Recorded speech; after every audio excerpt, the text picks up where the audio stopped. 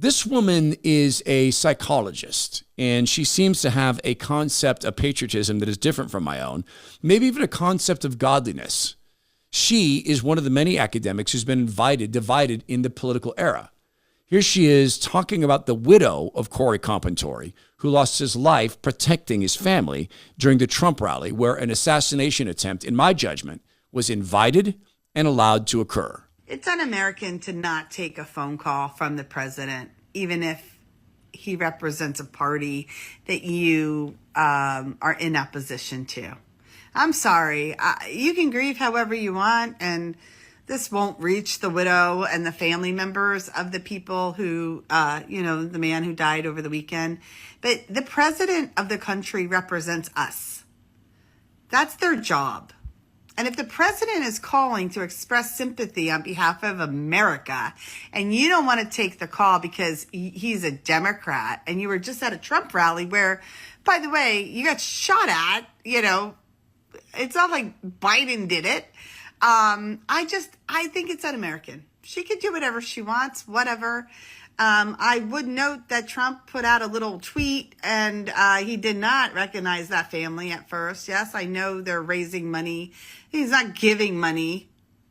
He's raising more money, like out of another fund, as far as I understand. But still, my point is not that. My point is it's un-American. The president is the president.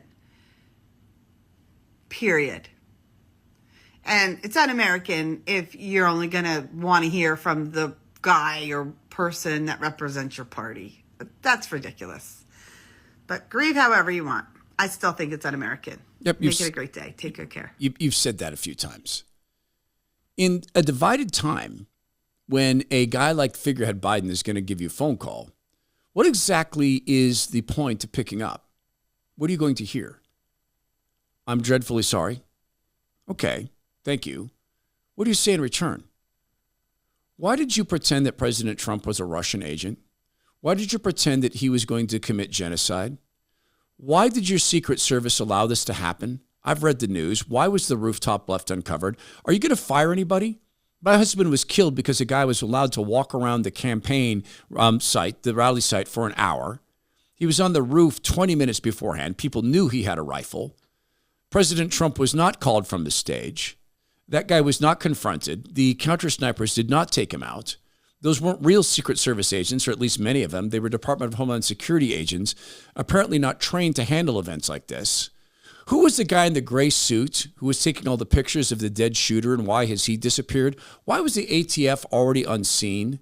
Why was this guy not taken out or questioned when he was seen using a rangefinder, which is a device that you use to figure out how far away a target is you're going to shoot at? Would you say these things to the figurehead? Would you be getting real sympathy?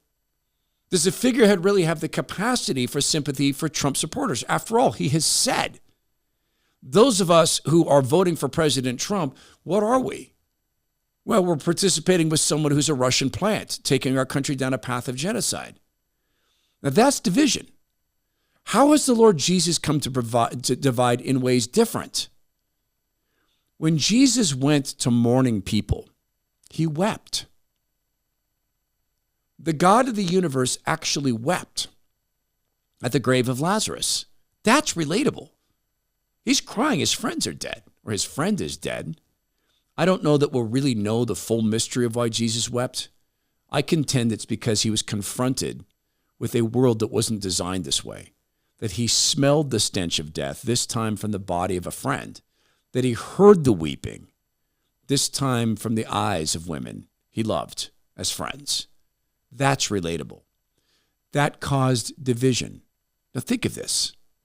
When Jesus Christ raised Lazarus from the tomb and said, Lazarus, stand up, come out. And Lazarus came out of the tomb, though he had been dead 3 days. And he said to his friends, unbind him, take the bindings off. And he was alive. Do you know what the instinct of some people was to do? To run to tattle to the Pharisees. He's raising the dead. We can't have this.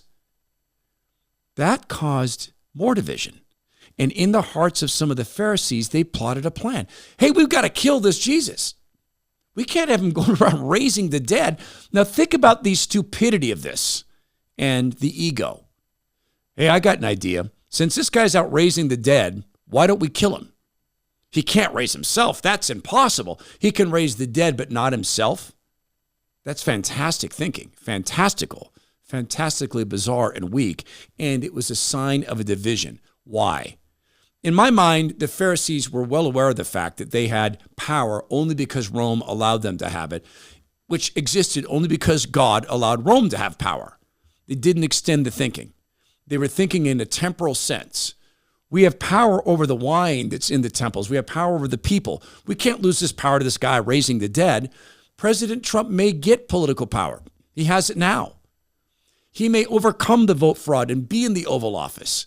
God make it so. I'll vote for the guy in half a heartbeat.